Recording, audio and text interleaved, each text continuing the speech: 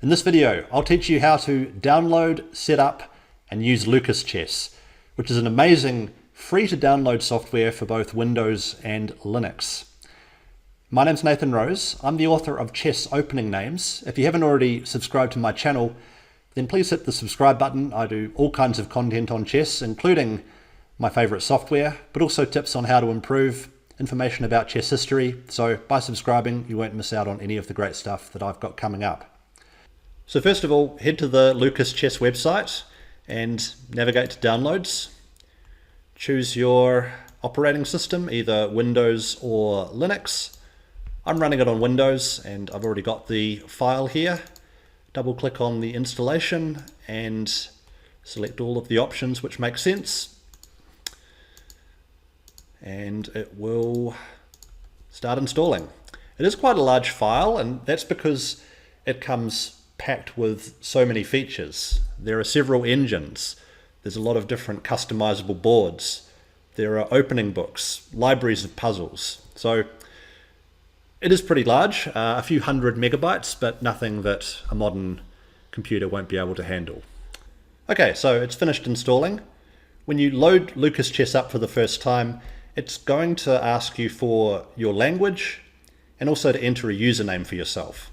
And you'll notice that the first thing you see when you open it up is that it's not the normal chess starting position. Instead, you've got this puzzle to solve. Now, if you're like me and you want to turn this off, you click into Options, General Configuration, and just untick Show Puzzles on Startup. A few other options you may want to consider setting up. You can switch it into dark mode if you'd like to do that. Check for updates on startup. And as you navigate into sounds, consider ticking this box as well. Sound a beep after each opponent's move. It's not really a beep actually, it's more of a clicking sound, just to acknowledge that the opponent has made a move and that it's now your turn again. And also under boards, if you're newer to chess and you want to see all the possible moves that a piece can make when you select it, tick this box here, Show Candidates. That can help you out if you're newer to the game. Remember to click Accept, and then those changes will be applied. It automatically shuts down and opens back up again. And here we go. You can see we've got dark mode. You can also customize the appearance of the board. Again, we go to Options, and this time into Colors and Main Board. Now you can change just about anything you can imagine here. It's incredibly customizable. Just to show a couple of things, let's just try changing the dark squares to blue. You can also change what the pieces look like. Many different options here, including some quite fun ones. Yeah, you can play around with it if you like, or you can go back to themes and select a bunch of different ones that other users have come up with. Like this one, for example. That one looks quite nice and clean, so let's just try that one. Click Accept, and then that'll be applied from now on. If you want to go back to the default, you can click this spanner here and go back to the default setting. Right, if you change too much and you just need to get back to something that's clean and usable, you can do so here. Also within the spanner icon, you flip the board, which you can do at any time also with the keyboard shortcut Alt F. And also within the spanner, you can click here, Active Keys, and that gives you a list of every shortcut within Lucas Chess. Okay, now I'm going to show you one of the main features of Lucas Chess, which is the ability to play a training game against the engine. To do that, you click Play against an engine, and there are many different engines to choose from. Click here and you'll get a range of engines all the way from beginner to intermediate up to advanced, and the crazy strong ones which are stronger than any human. Let's pick one which is a bit more my level. Let's go for this 1900 engine. And choose which side you play with, so white, black, or randomized. And if you want to make the engine feel a bit more like you're playing against a human, you can play around with this option. So normally a computer will just respond instantly. But if you want to simulate the way that a human would think before making a move, you can choose an option here. I'll just leave it as it is for now. Now this activate the tutor's help. This is a very important option here. If you want to play a game against the computer without any help whatsoever, then you should disable this. But the tutor is one of the main features of Lucas Chess, and I want to show it off. So I'm going to leave this activated for now. You can also turn the time control on, again to make it more like that you're playing a real human. Change the time control around if you'd like to. And you can either start from the regular starting position of chess, or you can paste in an FEN position, a representation of the board. So you can start your game from a custom position if you want to train from a certain opening, for example. Or you can set it up yourself just by moving pieces around, and it'll load up that way. Or you can choose an opening. So maybe you want to practice your Queen's Pawn opening. Keep on making some moves, and we've got a Queen's Gambit declined on the board here.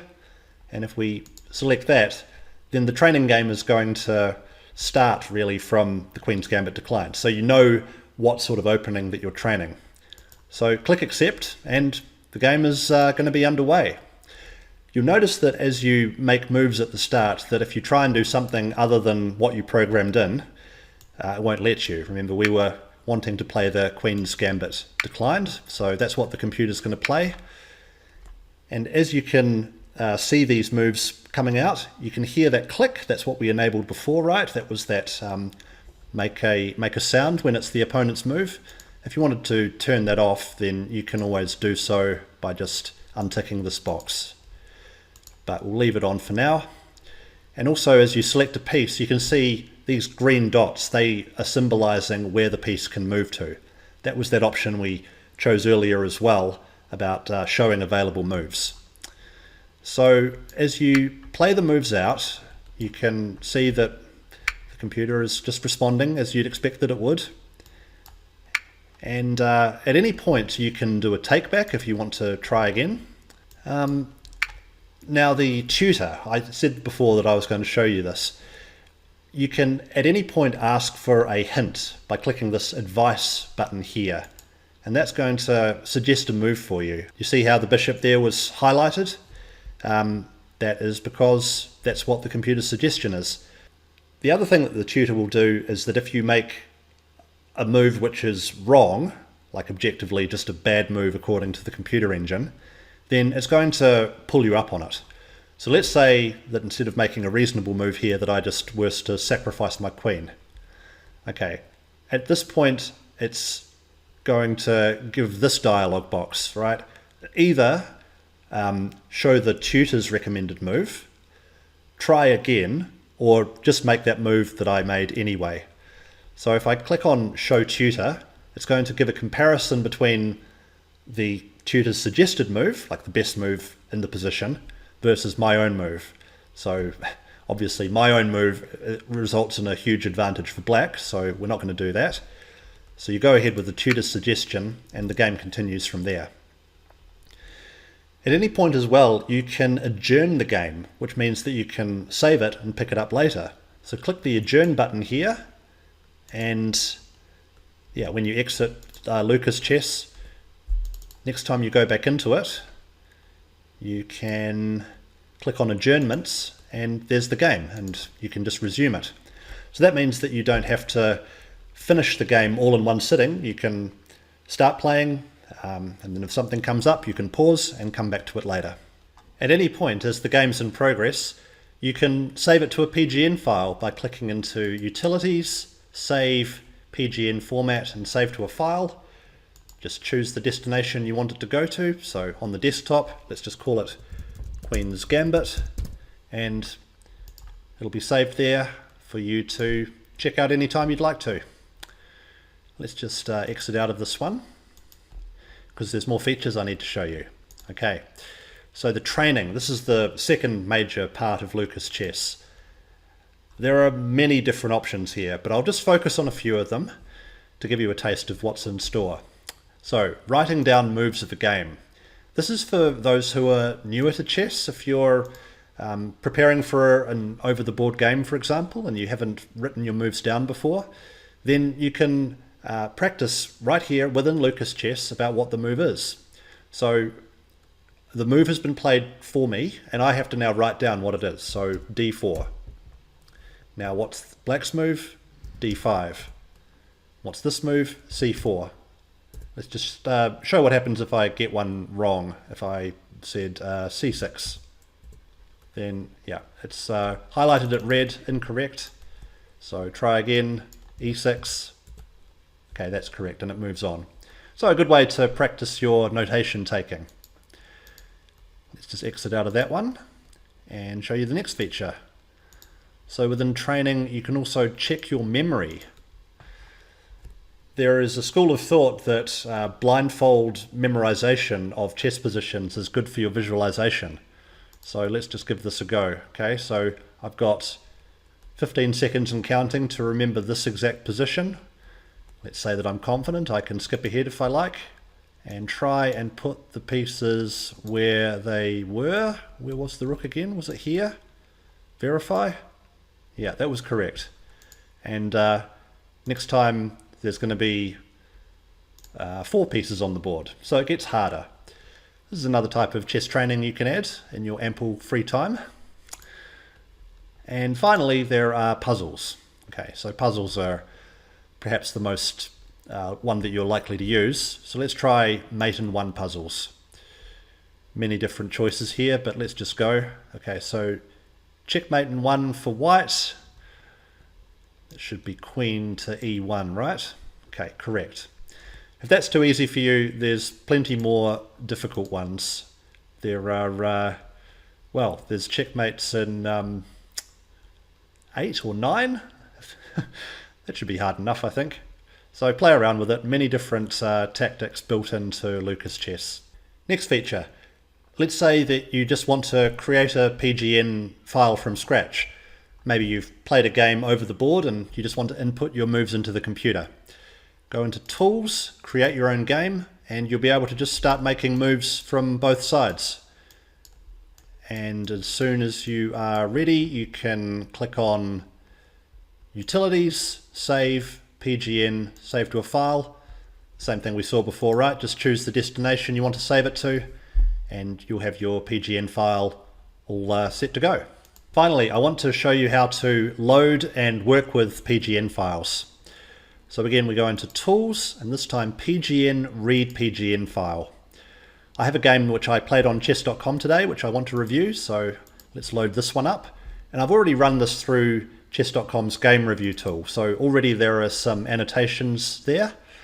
We've got some moves which are annotated with question marks, meaning mistakes, some with exclams, meaning excellent moves, and we can make a few changes to the default settings, which I think are helpful. Go into Config and then Show and Hide. I would show the analysis bar so that we've got the engine evaluation just conveniently on the side here. I would also show the ratings so that the exclamation or question marks appear right there on the board, in addition to being on the side here. And I would also show the PGN information. This brings up a box where you can add text comments. So I might type in, for example, an excellent move, and then that will be saved into the PGN file and visible later as part of the file. You can also add sidelines. So in the game, black played a takes b3, but what if instead black had played rook to d8? Well, we can continue the sideline, and you can see that these are added as variations. So it lets you go deeper into your analysis by adding comments and variations, and I think that this view is quite useful, so you can get an overview of the entire game all at a glance, while obviously being able to make moves and explore the game further on the board. If you've enjoyed this video on Lucas Chess, please show your appreciation by leaving a like down below, subscribe to the channel if you want more videos like this one, and drop a comment down below. I'd love to hear from you. I'm Nathan Rose. Bye for now.